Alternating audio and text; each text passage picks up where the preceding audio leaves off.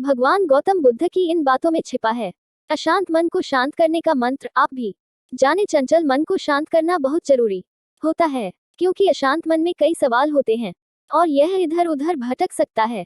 गौतम बुद्ध मन को शांत करने के आयामों के बारे में बताते हैं। हम सभी जानते हैं कि व्यक्ति का मन बहुत चंचल होता है। यही कारण है कि मन अशांत रहता है और कई तरह के सवालों का जन्म भी अशांत मन के कारण ही होता है। यदि आप जीवन में शांति चाहते हैं तो इसके लिए जरूरी है मन को शांत करना। लेकिन मन को शांत कैसे किया जाए? गौतम बुद्ध से जुड़ी इस कहानी के माध्यम से आप जान सकते हैं कि मन को शांत करने का क्या तरीका है। इसमें भगवान गौतम बुद्ध द्वारा मन को शांत करने के आयामों के बारे में बताया गया है। जानते हैं इस कहानी के बारे में, जिससे आपका जीवन बदल जाएगा।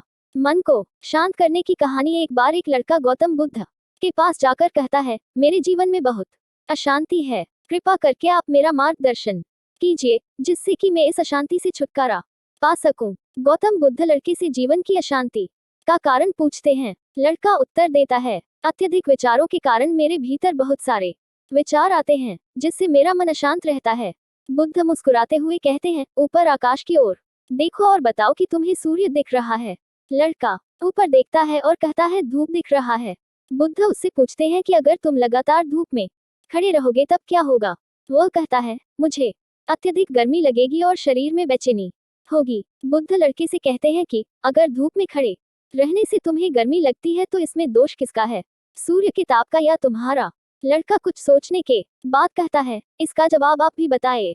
बुद्ध कहते हैं, सूर्य का काम है ताप देना और ताप का काम है गर्मी लगना। ऐसे में तो दोष तुम्हारा ही है कि तुम धूप में जाकर खड़े हुए, जिससे कि तुम्हें गर्मी लगी। तुम्हें अगर शीतलता चाहिए तो तुम्हें छांव में रहना होगा। ठीक इसी तरह चंचल मन का भी स्वभाव होता है विचारों और भावनाओं को जागृत करना। विचार क्षण भर के लिए होते हैं, लेकिन विचार से पैदा हुई भावनाएं देर तक टिकी रहती है।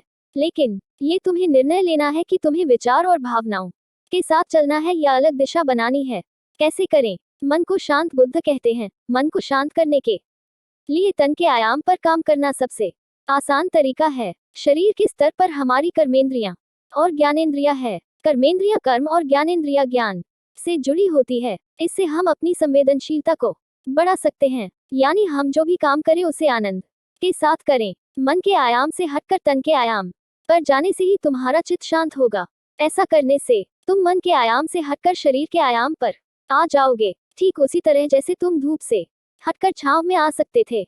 मन के आयाम से हटने पर तुम्हारी जागरूकता तन पर आ जाएगी।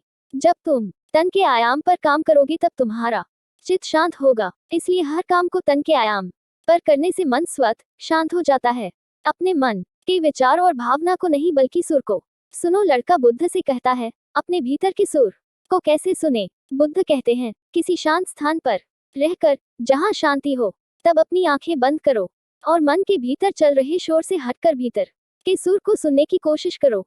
सुर निरंतर चलता रहता है, लेकिन बाहर के शोर के कारण तुम अपने मन के भीतर चल रहे सुर को नहीं सुन पाते हो। जब तुम अपने दोनों कानों को अपने हाथों से बंद कर दोगे, तभी मन के सुर को सुन पाओगे। इस तरह तुम मन की अशांति से दूर हो जाओगे और तुम्हारा मन शांत हो जाएगा।